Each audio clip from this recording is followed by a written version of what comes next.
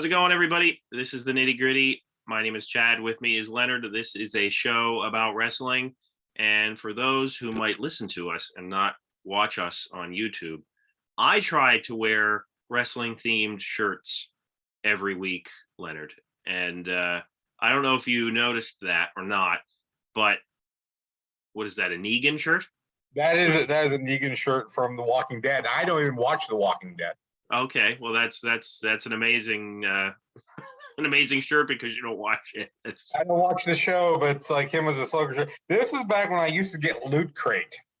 For those of you who used it, oh yeah, I got it for the T-shirts. They had great T-shirts in there, and I would often get shirts of things that I never watched or didn't know, but I would wear it because I thought the shirt was cool. I stopped wearing this out because people would point at me and want to talk about The Walking Dead, and I would just shake my head and take it. Yeah, I can see that happening.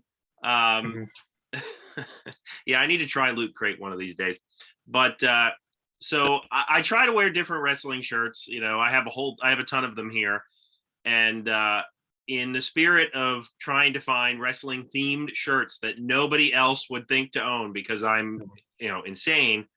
I have, Leonard, a West Texas State shirt on right now. So do you know how that connects to wrestling, Leonard? Well, didn't several pro wrestlers go to West Texas State? Yeah. So it was what, Steve Williams, Dusty Rhodes were two of them, right? Yep. Tito Santana, Terry Funk, Dory Funk Jr., Tully Blanchard, Stan Hansen, Bruiser Brody, Ted DiBiase, Bobby Duncombe. Yeah. So it's a long list of people. And so now the college is West Texas A&M. Mm-hmm. So it's no longer just West Texas State. And so the shirt I have is like a throwback vintage type deal. Mm-hmm. And so that's why I got it. And I thought it was interesting. Only people that are hardcore wrestling fans would appreciate it in any way. For a minute there, I thought it was the school from the movie Unnecessary Roughness. Yeah, it could be, I guess, right? I forget. They were Texas something. Well, Leonard is, I'm sure, going to get a Robbinsdale High School shirt coming in the mail soon. And yes, they have those available online. That was the high school of Kurt Hennig and Rick Rude, and I'm sure others. Among others, yep. Some of those AWA people. Yeah. I thought it would be fine to have a shirt that was a university, but like to walk around with a shirt that said Robbinsdale High School, like I can only imagine the conversations that would say, like, oh man, did you go there? Well, no, Anyway.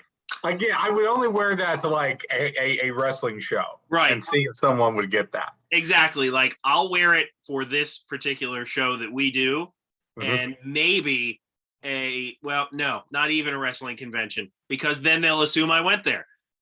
Yeah, and then they'll start, especially if you run one of the guys. Yeah, that like Tully Blanchard. And talk to you about it. Like, oh man, that's great. Where'd you get that? Did you go? No, I'm just crazy. Yeah, and then they'll kick your ass. So yeah. There you go. You got me for Christmas last year a Strike Force T-shirt, and I wore that to an indie show just this past weekend from us recording this, and I got complimented on it by the owner of the promotion, Jimmy Hart, and Sam Houston. That's amazing. All three who were there, and Sam Houston told me how he used to party with Strike Force back in the day. That would be a great tag team to party with, I have to say.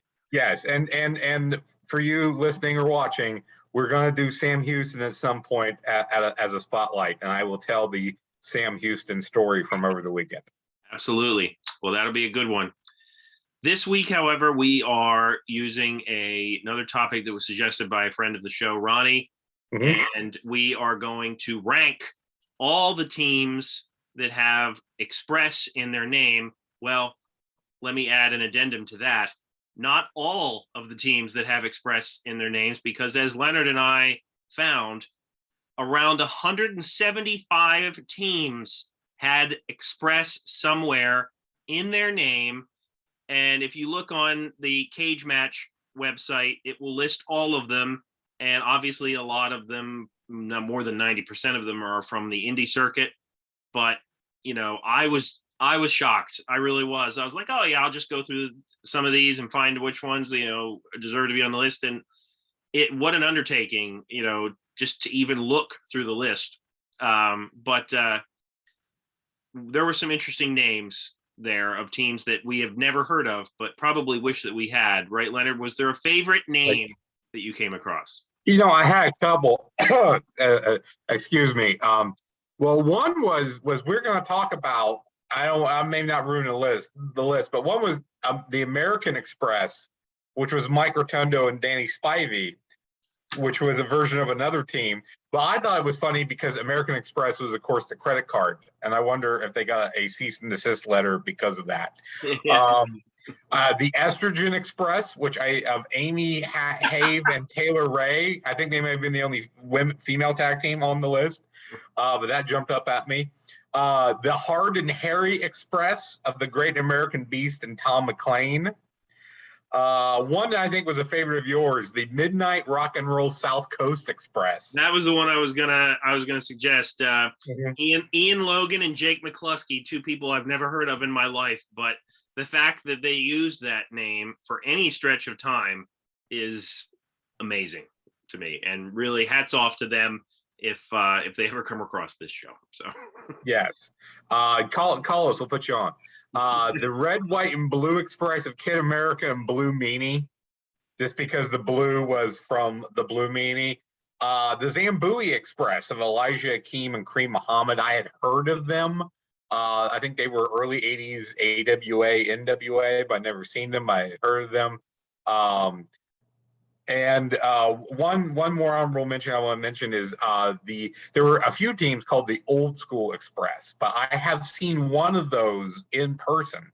That being the version comprised of Jock Sampson and Marion Fontaine. Both are wrestlers here in Ohio in the indie scene. Both guys are great. I love both of them. They're two of my favorites. And if you ever see a card and it's got both of those guys on it, especially go, but either one, Jock Sampson and Marion Fontaine, you go. That's going to be a good show. Well, that is definitely something to keep in mind. The one that I found here just now, the Redneck Express, which has two great names, Cooter Calhoun and Henry Haas. So, like, if you're going to be the Redneck Express, those are the names of guys that should be in the Redneck Express. I would pay to see the Redneck Express. I really, really would. But anyway, none of those teams are on our top 10 list. So without further ado, let's get started. Now, in this case, Leonard and I did not compile our own lists. We decided to do just one general list. And, we'll discuss if maybe some of the numbers need to be changed or not. But let's get on with the list. All right. So first, we are going to start with our honorable mentions, which Leonard will be covering. So what are our honorable mentions, Leonard? Okay. So number 12 of the list, or the first honorable mention, is going to be the new Midnight Express of Bombastic Bob Holly and Bodacious Bart Gunn. I was trying to think of which one was bombastic and which one was bodacious in my head today, and I was refusing to look it up. I absolutely refused to look it up. I was like, I'll be able to figure this out before we record. Yeah, well, I did look it up. So Jim Cornette did serve as their manager. They wrestled in the WWF around 1998, and they did at one point win the NWA World Tag Team Championships, actually, from the Headbangers. New is the kiss of death, and we should probably do a list like this of just all the teams with new in their name, which I'm sure there's tons of those. And I know Jim Cornette has talked about this on his podcast. Basically, the WWF asked if they could use the name, and he said yes, because he liked Gunn and Holly and wanted them to have something to do. And I think both guys are okay on their own. They're both okay as singles wrestlers, but they're both okay in other tag teams. But I don't think they had a lot of chemistry together here, and I think it's because they didn't like being just shoved together just because, Right. to have something to do. But, right when they started to gel is when they broke up. And the thing is, if you ever see a list of the worst tag teams of all time, the new Midnight Express is often on those lists, and it's because of the name. If Yeah. Holly and Gunn were named anything else, like Holly and Gunn or the H&J Experience or whatever, they would be forgotten instead of being considered so bad, and it's because of the name. Yeah, no, I agree. They, for the purposes of this list, they absolutely deserve to be at the bottom. Just because the name was just not good. And to be truthful, I don't think where they were at that stage in their careers, I don't think that they really made sense as a tag team in any way. It's almost like they just decided, okay, who can we put bombastic and bodacious in front of? Well, Bob and Bart, they're not doing anything. I felt it felt very thrown together. And yeah, as you were saying about the new in front of any name is never going to get over. And the audience was changing at that time as well. And the whole NWA experiment could probably be its own podcast somewhere down the road, because it was just a failed experience altogether. And this was one part of why. All right. So the next honorable mention, or 11 on the list, it could be, is the All-Night Express of Rhett Titus and Kenny King. They wrestled primarily in Ring of Honor from 2009 to 2012, and then 2015 to 2017. They had one very brief run with the Ring of Honor tag team titles. They beat the World's Greatest Tag Team with Charlie Haas and Shelton Benjamin at looks like Best in the World 2012. And they got stripped of the belts on July 5th because King wound up leaving the company. This is a team that I didn't know a whole lot about. I've tried to get in the Ring of Honor over the years, but couldn't really get into it long term. I'm aware of Titus and King as singles wrestlers. I was able to watch a couple pretty lengthy matches of theirs actually earlier tonight before we recorded against the Briscoes, the American Wolves, and that title switch with the World's Greatest Tag Team. They're very solid. I think they got great intensity, great pace of the matches. I don't think the chemistry was really there. It felt like Titus would wrestle his portion and tag out. King would wrestle his portion and tag out. It was very much. It wasn't that cohesiveness that you see, I don't think, with a lot of teams. At least in the matches I watched, I didn't see a lot of double teams and quick tags and things like that. One thing with them is the fact that they never really got to ply their trade on a national level. So, I don't think they're that well known. That's why we got them here. I'm sure there are some Ring of Honor fans that will probably say, no, they needed to be higher up on the list. But with us not really knowing a lot about Ring of Honor and them not really having that real national exposure, for us, it was a little harder to knock them up on the main list, even though, like I said, the few matches I watched, they were solid. Right. And you know what? I agree. I liked matches. This was in an era, even in mainstream companies where they were throwing together two guys who were really good technically, and they might not gel as like a tag team, but the portions of ring work that they do on their own in tag matches is really, really good. And I think that's where the All Night Express falls into. The matches that I've watched are probably the same ones that you did. They had really good matches, and quality of matches in Ring of Honor, you will always find decent in-ring work. The problem is Ring of Honor is not something that anybody but hardcore fans really check into. Mm-hmm. And I've tried, like you, to get into them in the past too, even so far as getting a month or two of their streaming service, the Honor Club, I think it's called. And if I'm ranking the streaming apps of wrestling companies, they would be at the bottom because their app is not good at all. TNA is not good at all, and now the WWE is on Peacock. Peacock. Yeah, now the WWE is on Peacock. They are not good either anymore. So yeah, but the Ring of Honor app is just terrible. So anyway, All Night Express, decent tag team. King went to TNA and had some X Division feuds, but other than that, they really didn't get any mainstream exposure, like you said. So that would mean we're getting to our top 10, right, Leonard? Right. I think you're going to start with number 10, correct? That's right. Our number 10 entry is the Lightning Express of Brad Armstrong and Tim Horner.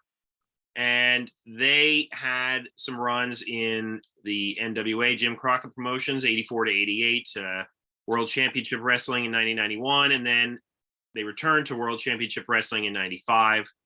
And they had there's a lot of good content with the Lightning Express out there. And I should add that Tim Horner was White Lightning Tim Horner.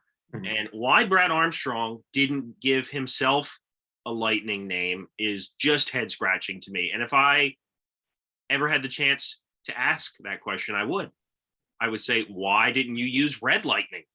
Like, that just seems so obvious. But anyway. Or he should be an Express. Like, he should be like the Southern Express, Brad Armstrong. There you go. And then that's how you get Lightning Express. See, that would make sense too. So they would win the NWA tag team titles from the Hollywood Blondes. They would have matches against the Midnight Express and part of the Horsemen of Arn Anderson and Barry Windham. And you could go on and on and on. And, they had really good in-ring work. And I've been listening to Arn Anderson's podcast of his early years, which kind of goes week by week of his career, which is really cool. And the early matches of Marty Lundy involved a lot of Tim Horner. So it was interesting to kind of have that context going into our show this week. And Brad Armstrong has been talked about on many podcasts about how great he was in the ring. He just maybe didn't have the it factor. But if you watch these matches, like, I've never seen anybody do as smooth a kip up, whatever you want to call it, as he does. Like, I mean, he's like very athletic, and they're both very good in the ring. I enjoyed their work. I just think that this was at a time when you had two really hot tag teams called the Midnight Express and the Rock and Roll Express. And now here you have the Lightning Express. So it's just like almost like an oversaturation effect. And this was also during a time when the tag team division of Jim Crockett Promotions, NWA, WCW was pretty stacked. Like, there was a lot of good talent in those divisions. And then you have the Lightning Express, whose name is just kind of like, we didn't have anything to think of, so Lightning Express. So I don't know. Good work. Maybe just, wrong name, wrong place. What do you think, Leonard? Yeah, well, first of all, neither one of us will ever ask Brad Armstrong anything because he's dead. Well, that's why I said if I ever got the chance, which I won't. If you ever got the chance, okay. I thought you were meaning it as if you ever got the chance, like you would run into him. But, I agree with you, because you have the Rock and Roll Express on top, and then you kind of have the Fantastics as sort of the discount Rock and Roll Express, the B grade Rock and Roll Express. And then you have the Lightning Express as sort of the C grade, the further discount, the store brand version of the Rock and Roll Express. And again, that's not to take anything away from Horner and Armstrong individually. Both were kind of jobbers to the stars, but very good in the ring, very solid. I was always a Brad Armstrong fan. I think he's better than Horner. As a team, they tried to work that Southern tag style, which we're going to talk about much more later. But yeah, I mean, you're right. As a team, they were solid, but they weren't really given a push. They weren't given a lot to do, and they got lost in the shuffle. And they were just seen as, I think, an attempt to make another version of the Rock and Roll Express. That's right. Well, onward we go, Leonard. Number 9. Number 9 is the first version of the Orient Express, comprised of Tanaka and Sato. With Mr. Fuji. We are actually going to be talking about 2 different teams with 2 different versions because of a partner switch. We decided to separate that out because it was very distinct, these partner switches. So this is the first that we're going to talk about. This is Akio Sato and Pat Tanaka, and they were in the WWF for about a year, around 1990. One of their more notable matches was at the Survivor Series that year. They only made 2 pay-per-view appearances. It looks like here. One was at SummerSlam 1990, where they lost to Hacksaw Jim Duggan and Nikolai Volkov. The other was they were part of Sergeant Slaughter's team at Survivor Series that year. I'm reading here real quick. Also at WrestleMania 6? Yes, I was reading WrestleMania 6. That was why I was kind of hedging my bet because the way it's written here, they appear to have 2 appearances on pay-per-view after WrestleMania 6, which was against looks like the Rockers. Yeah, Shawn I Michaels and remember the ending of the salt being thrown in the eye. So yeah. So this version ended when Sato decided to leave the U.S. wrestling scene. We're going to talk about the other version a little bit later. To me, I think this is a team that, because they weren't around that long, it's kind of hard to put them higher, but they were a good team for what they were. For me, it's kind of hard to talk about them without comparing them to the second version, which we're going to get to, later. To me as a kid, because I remember them as a kid, they were kind of just another generic foreign heel team. And WWF had a bunch of those at the time. The Bolsheviks, the Islanders, Japanese heel teams, of course, going back to the 70s. Mr. Fuji, who was their manager, was tag champs with a couple different guys. So, to me, they really didn't do anything to distinguish themselves. And I think the short time that they were around, they didn't get a lot to do, but I think that was a solid unit. Yeah, no, I remember them, and you're right about the generic foreign heel aspect of it. Both versions I kind of associate with the Rockers, because that was like the major feud that kind of threaded both versions. But specifically WrestleMania 6, I remember that event and this match, which was good. The Rockers were a good team, and I thought that they worked well with this version of the Orient Express. So yeah. Okay, I'm doing the next one too as well, correct? Yeah. All right. Okay, we talked off the air that we're fixing it up a little bit, so I'm doing 2 in a row. So our next one, which would be Team 8, is the original Midnight Express of Dennis Conjuri and Randy Rose, who were managed by Paul E. Dangerously. They were in the NWA, I believe, between about 88 and 89, I think was when they were around. And apparently also the AWA. Like, I have to say, like, I remember the Midnight Express feud, the versions, but I didn't realize that this team had such a background before that. Yes, that was something that I wasn't aware of as a kid or even later. But if you look, I guess the original version was Conjuri, Rose, and Norvell Austin from 80 to 83. And then you get the team of Conjuri and Eaton, which from 83 to 87, which most people seem to be aware of. That's the version, the first version people know. And then we get to Lane and Eaton, which we're going to talk about later. And then you get to the feud of the Expresses, which was from 88 to 89.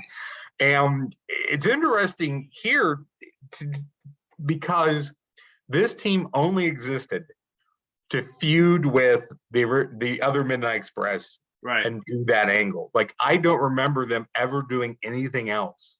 I don't remember any other matches they did. I'm sure they had other matches when they existed, but I don't remember them. Now, as a kid, I was a big NWA fan, big Midnight Express fan. We'll talk more about that later. But I was stunned by this. Like, it was sort of this hidden history that was being revealed. The idea that Conjuri and Eaton did tag, but Conjuri before Eaton had another partner. These guys own the name. And I think what helps is that even though they were the bad guys, they were in the right. Like, they had a right to say, yeah, I mean, this was our name first. We want it back. So I think that helped them. Now, unfortunately, the angle fell apart because Conjuri wound up leaving. And then what are you going to do with Rose? So then they gave Dangerously, a.k.a. Paul Heyman, the Samoan SWAT team to manage, and it kind of moved them. So it kind of ended messy. And why I think the original Midnight Express were a good team, especially with Paul Heyman as a mouthpiece for them. The fact that they only existed for a brief period to do like one thing, it's kind of hard to rank much higher. Right, and you meant Paul E. Dangerously.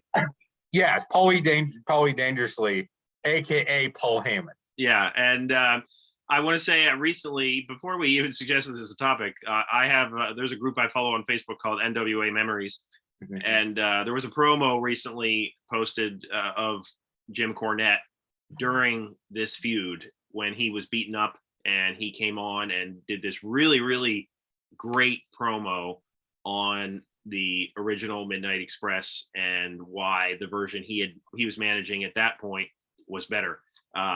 So I highly recommend seeking out some of the promos during this feud, because it could have been a really lengthy and really good feud, but as you said, it fell apart. So it's kind of hard to put it higher.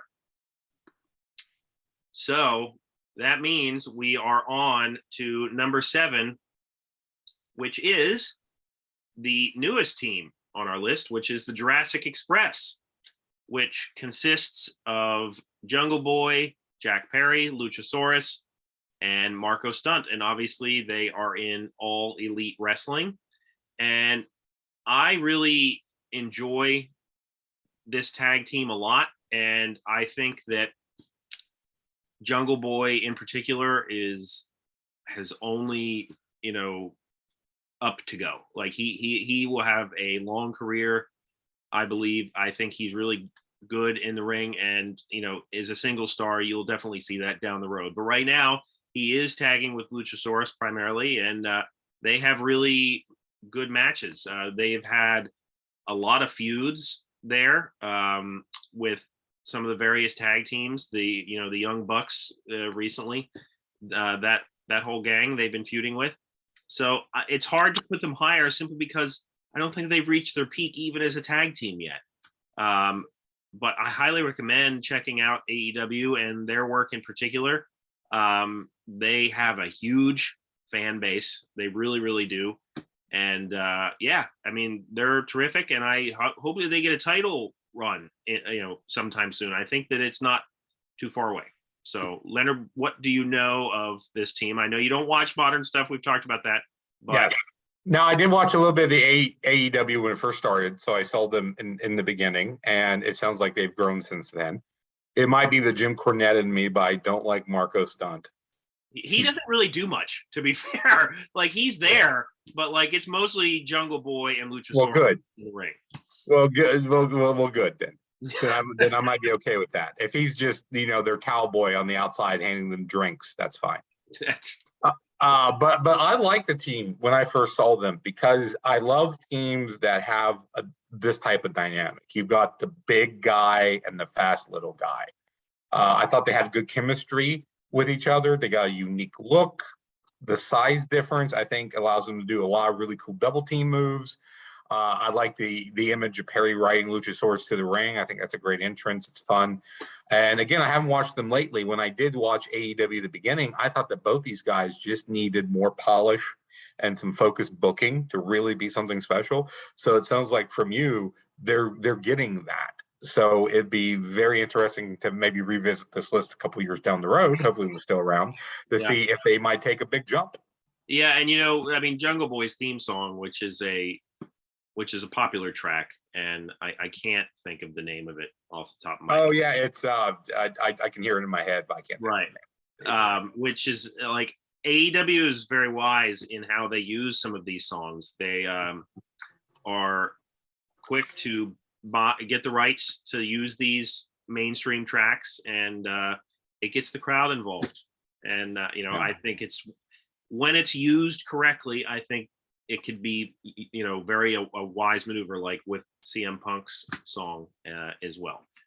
So, it's called Tarzan Boy. Yes. Yes. There you go.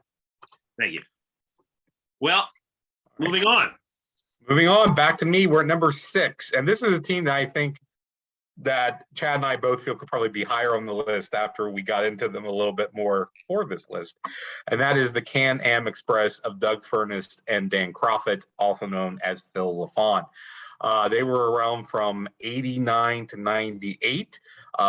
They wrestled in All Japan Pro Wrestling, 2 different runs from 89 to 92 and 93 to 96, which is the bulk of some of their best work. They were in the Universal Wrestling Alliance from 92 to 93. They worked in Extreme Championship Wrestling, ECW, on 2 occasions in 96 and again from 97 to 98. And where I know him from, the World Wrestling Federation from 96 to 97. And Crawford worked as LaFawn under his real name there. And I know that Jim Cornette was, I think, asked that on a podcast once and said, I have no idea why they went by, he did Phil LaFawn instead of Dan Crawford while he was there. As I said, I'm only really familiar with them from the WWF. And I remember watching the 1996 Survivor Series. First time I had seen them, and I was really impressed with them. They looked good. They were big. They were tough. They moved well in the ring. They had good chemistry, and they won. They were the survivors of their Survivor Series match. And I remember thinking, man, these guys are going to be something. And then they really weren't, because WWF didn't do a whole lot with them. And it seems from what Cornette said, Vince just kind of thought they were boring, and Cornette was the one that kept trying to push them and push them and push them. Right. But if you look at their work in Japan, which I've only seen a little bit of, Chad and I recently both watched the match against Kenta Kobashi and Tsuyoshi Kikuchi, if I'm saying that correctly, from 1992, which was voted the Wrestling Observer's Match of the Year.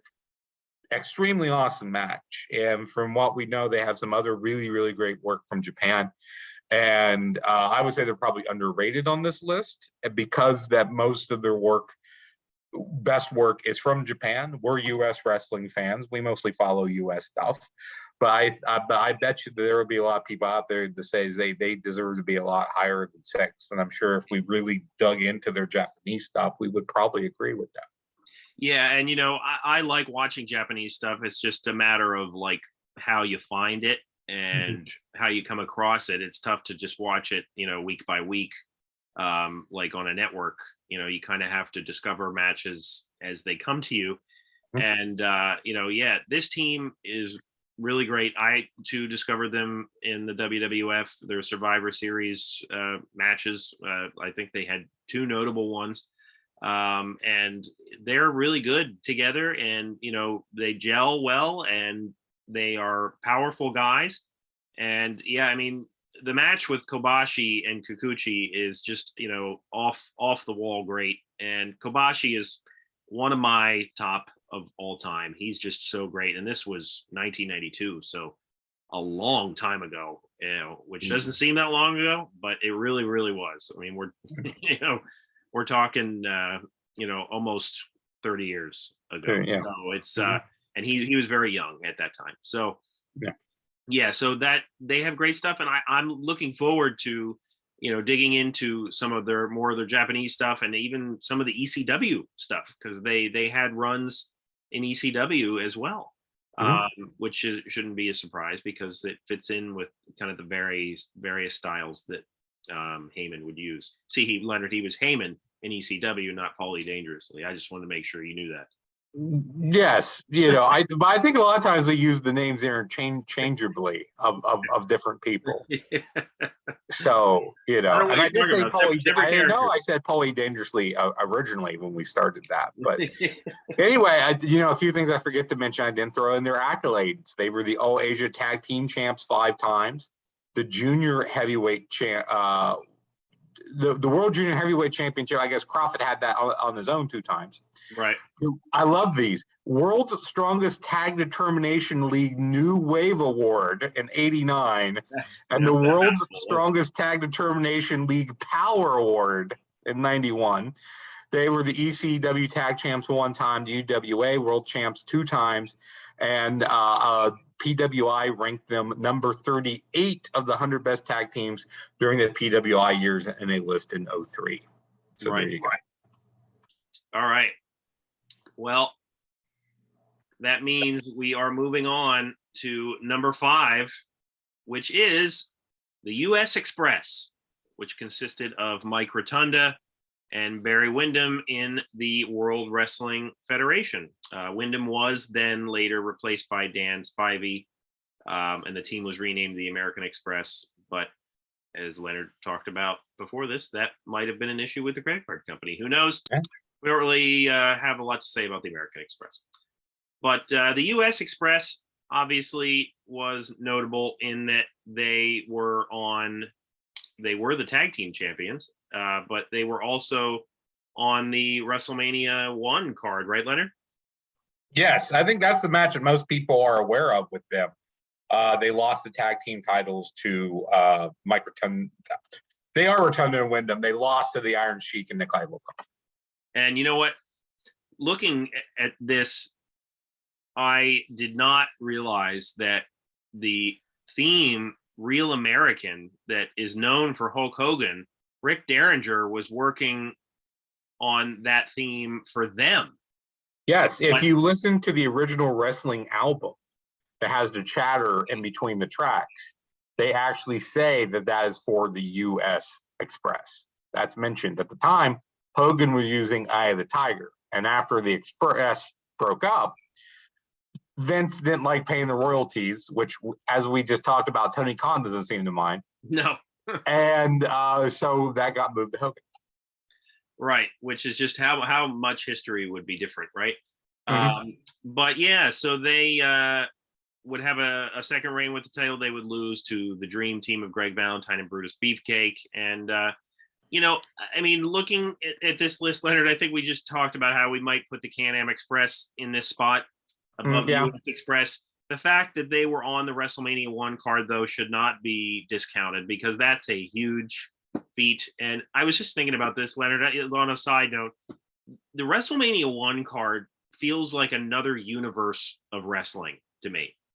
Like, I mean, it was obviously very experimental at that time. They were trying this idea of WrestleMania, but like some of the talent on that particular card, like it just feels like that was like the end of that era of wrestling. So many of those guys that were there, and then as it went along, it would become more of the, as we know, the 80s mainstream. Yes, the rock and wrestling era, as I believe. Right, there you go. There you go. But anyway, the US Express were there, and the fact that Barry Windham and Mike Rotunda were on the WrestleMania 1 card is interesting, because I think most people would associate at least Windham with WCW, NWA. Mike Rotunda obviously would have a lengthy run as IRS, but to me, this team's all about the potential that wasn't realized, and maybe that's why they should be lower than we have them. I agree. Because if you look at what they did in the NWA in the late 80s and early 90s, both individually and tagging with other people, you think, well, what, they would have stayed in the WWF, and they got to have feuds with, say, the Hart Foundation, the Rougeau brothers, the Brainbusters, maybe turned heel and worked with the British Bulldogs and Strike Force. They split at some point. You get the Windham and Rotunda feuding against each other. So this is a real what-if team. All that would have been great. All of that would have been great. And I think they would have been great feuds. So to me, I think this is us taking the individual parts and saying, yes, if this could have been more, right, then this could have been more. So I definitely think on actuality, we should at least flip the Can-Am Express and the US Express, but on sheer potential, sheer ceiling, sheer what-if value, I would really love to have seen what would have happened if the US Express would have stayed together. Yeah, and they were ranked 48 of the top 100 tag teams in the PWI years of 2003. WWF Tag Team Champs twice, and in Championship Wrestling from Florida, they were the NWA United States Tag Team Champions 3 times. So that will move us on to number 4, Leonard. Yes. So we are doing Midnight Express version 1, which is Bobby Eaton and Dennis Conjuri, managed by Jim Cornette. And as we talked about earlier, there were tons of different versions of the Midnight Express. And this was the version that was around from 83 to 87. And, they have so many accolades and Hall of Fame inductions and tag belts and all this. I'm not going to go through all of those. To me, as I said, as a kid, I only knew the Eaton and Lane version. So I was very surprised when the original Midnight Express showed up with that backstory. And we're going to talk about Eaton and Lane later. But Eaton and Conjuri were solid from what I've seen. I've seen a bunch of Eaton and Conjuri stuff since then. Good chemistry, work well together. Thing is, I don't think Conjuri is the wrestler that Lane is, which we're going to get into. So for me, it's kind of hard to talk about this version without comparing them to the second, kind of like with the Orient Express earlier. But if Conjuri and Eaton have stayed together, I think this version might be even higher than, and they're at 4 for us now. But I think they would continue to be considered a great team. Eaton and Conjuri is considered to be a great team. I just think they're overshadowed by the second version, which we'll get to. Right. Yeah. So this was a great team as well, and when I think about this lineup, I associate it more with the Mid South era. And if you look back at some of the Mid South stuff that is on the WWE/Peacock network, really great stuff with these two guys there. Against the Rock and Roll Express. So yeah, I mean, the common factor is Bobby Eaton, but they were a great tag team too. Yeah, I mean, I think that this is a deserved spot. So let's move on to our number 3. And Leonard, I'm going to introduce this tag team, but I'm going to need you to tell us why they are at number 3. So let's get to it. The Orient Express version 2 occurred when Akio Sato decided to leave the U.S. wrestling scene towards the end of 1990. And so the WWF wanted to reunite the team that was called Bad Company. But this time they had Paul Diamond wearing a mask to conceal his ethnicity, and he wrestled under the name Kato.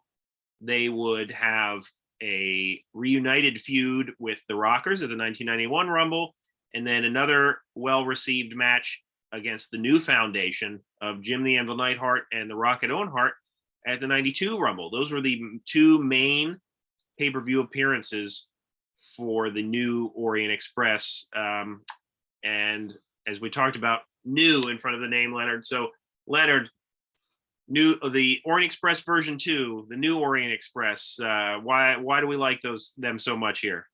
Yes, let me reveal something to the audience. I crafted a list. I sent it to Chad, and he said okay. Yes. So Chad's personal list may have the Orient Express 2 a little bit lower. And here's the thing. I'm a big Bad Company fan. I grew up as a kid. I watched AWA wrestling. I had it on ESPN. I called it ESPN wrestling. And I had to get home from elementary school to watch ESPN wrestling. So I was aware of Bad Company. I was not aware at the time that Tanaka and Kato under a mask, that was Paul Diamond, and it was basically Bad Company. I was not aware of that as a kid. I became aware of it later. So when you compare that to the first version, which we talked about, better chemistry because they had more experience together. I think Diamond was actually a little bit better of a wrestler than Sato, could do more in the ring. The Royal Rumble 91 match against the Rockers is considered to be one of the best openers, pay-per-view openers of all time. Fantastic match. They had really good matches with other teams there. Even the squash matches on TV were good. So here's the thing. If you lump in the Bad Company time with New Orient Express, I think that's an underrated team that deserves high place. This is one of those situations. What's Elvis's best movie? Yes. As Chad and I once had a discussion, he once asked me what was my favorite Elvis movie, and I believe I said Spin Out, and he watched it and said it was terrible. And I said, I don't know if it was terrible. I was be like, this is really your favorite movie, was probably my reaction. Yes. And I said, well, there's a difference between best movie and favorite movie.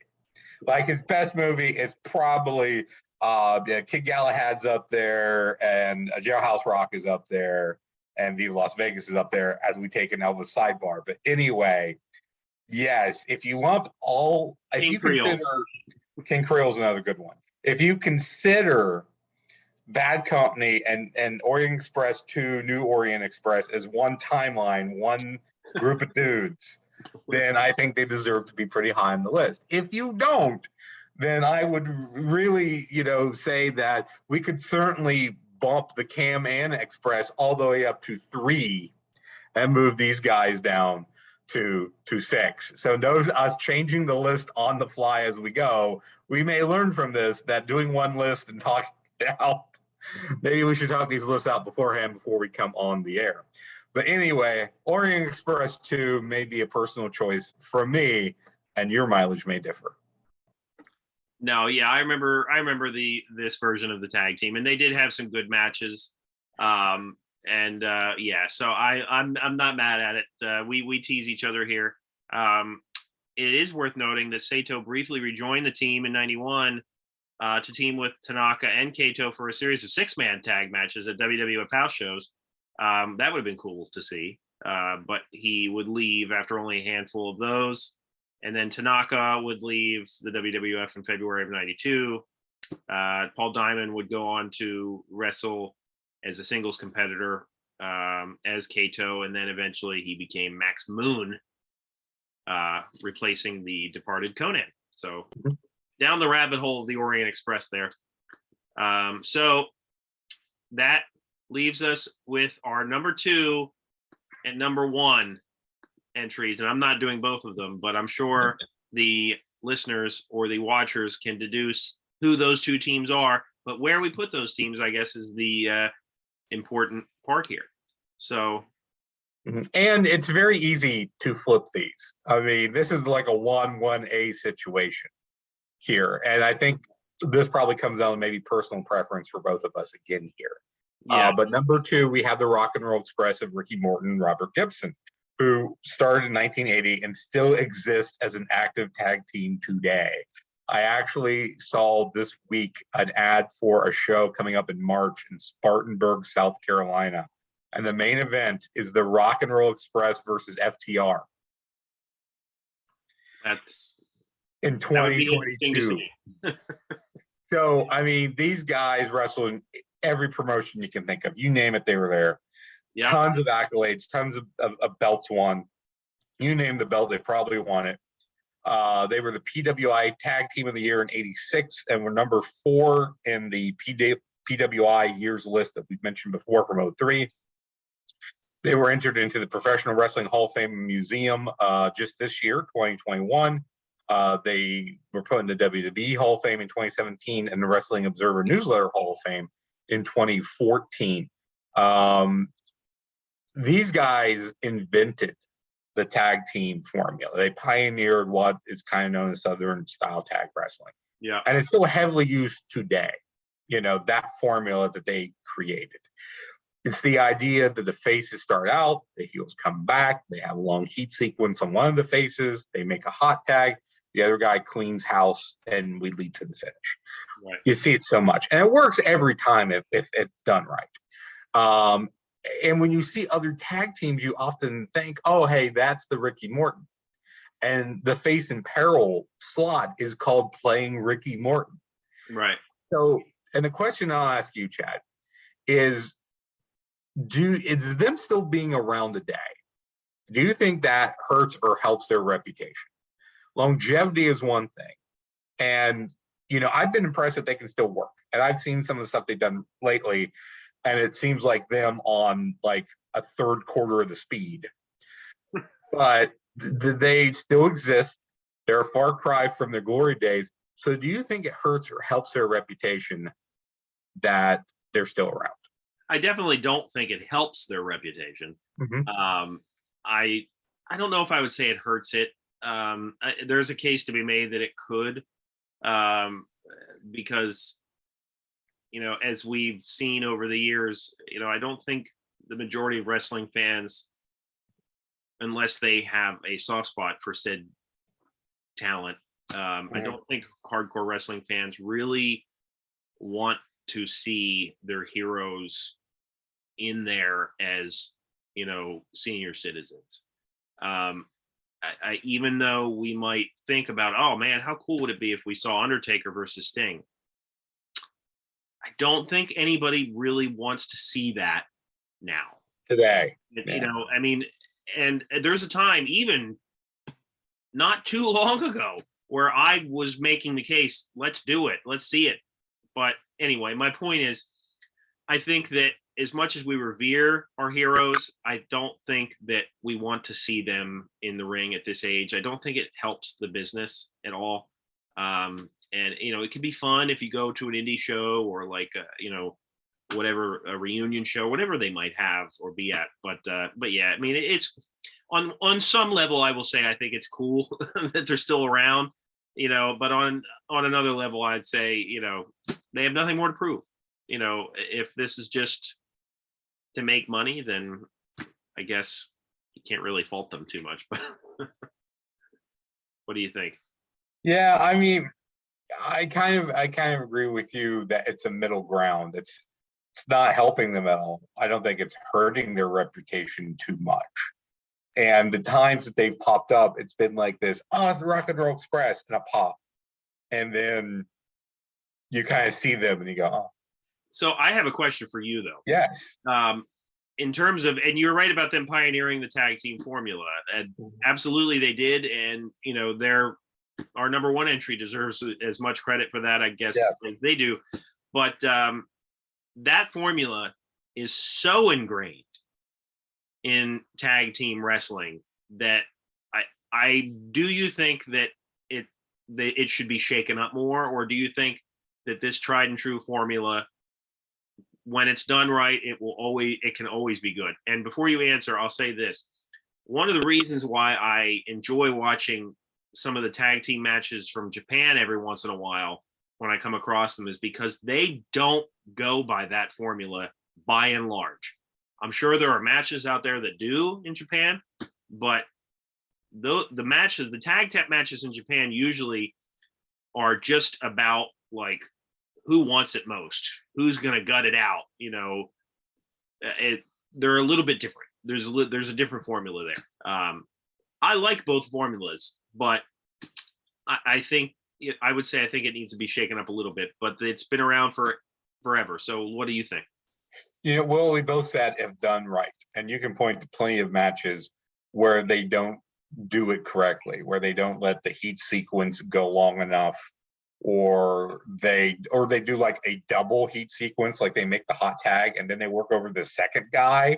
Yeah. And you know, or the second guy gets in and hits 2 punches and tags the first guy back. That dude just did 20 minutes. Let the man breathe. Yeah. Or whatever. So yeah, it's about being done right. And I don't think you see that formula as A, B, C, D as it was in the 80s and 90s. I think you see a little more variation of that formula today.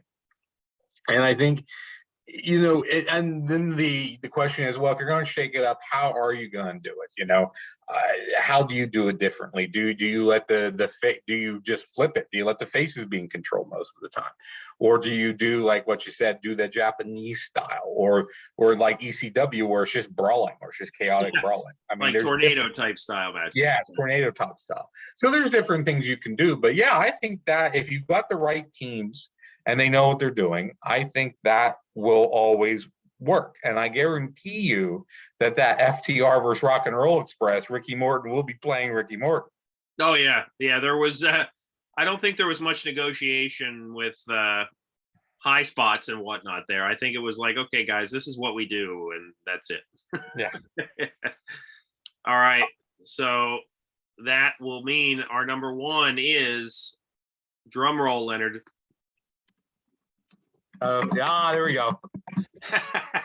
It would be the Midnight Express of Bobby Eaton and Stan Lane, managed by Jim Cornette. And I can't think of, other than maybe the 1A that we just said, I can't think of another team that would go number one here. You know, as I get older, you know, my respect for Bobby Eaton only increases. Because a lot of his matches as a singles wrestler, or when he was tagging with other people, that like I just didn't see a lot of. So even the Blue Bloods thing, like you know, like Squire Dave Taylor and Earl Robert of Eaton, right? Like I mean, he was just great. And but this was obviously the peak of the Midnight Express. These guys were so great together with Jim Cornette. The matches that they had against the Rock and Roll Express are classics, and there's so many of them. Like it's hard to really, you know, I don't know. We could one of these days maybe we'll rank them, but there's so many great matches between those guys, and they had so many good feuds. They are, to me, the consummate heel tag team. But they also worked good as faces, as we talked about with the Midnight Express feud with Conjuri and Rose. So yeah, I mean, these guys, you could put almost all the accolades that we said for the Rock and Roll Express in the same column as these guys. You know, you name a title and they probably won it. Now their time in the WWF either team wasn't very long, but if at all.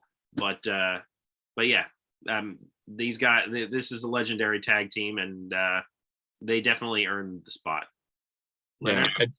Hey, that would be a fun rank. Pick two like guys who had, or a tag team that's had a bunch of series of matches, and then rank the matches. Yeah. Like Flair Steamboat, Flair Rhodes, anything like that would be fun. But anyway, this is my all-time favorite team. Even as a kid, I loved Eaton and Lane. And of course, they did work face for some of that period when I was a kid. But they were always better heels. And, we talked about how good the Rock and Roll Express were and that tag formula. And like you said, like these guys were part of that. They were on the other side of the equation. That only works if they do their rules in the heel position against the R&R. They needed a good dance partner, and the Midnights were some of the best. And you can extrapolate that. Look at some of the matches they had against the Fantastics and the Southern Boys / Young Pistols, very similar style matches. And especially something against the Young Pistols, you look at them, and they were okay. They were Steve Armstrong and Tracy Smothers against other teams, but they look like world beaters. They look like the next big thing against the Midnights, because that's how good they were. They were really good, not only getting themselves over, but other people over as well. And as I said earlier, I think Lane is a better partner for Eaton over Conjuri because there was more of a contrast there. He had a different physique, different look, more agile, did the martial arts stuff. Eaton and Conjuri were a little bit of the same kind of style, but they meshed well. And Lane meshed well with Eaton too. Cornette's a great mouthpiece, did great promos for them. They could work with different opponents, different styles. And one of my favorite things about the Midnight Express is the feud with the dynamic dudes of Johnny Ace and Shane Douglas, where Cornette was in the middle, and Cornette turns on the dudes, and you hear a tremendous face pop. If you have never seen that match where Cornette turns on the dudes, that is supposed to be a heel turn, but it gets a face pop, and it's beautiful, and it's brilliant. And you can't tell me you like the name Dynamic Dudes, though, right?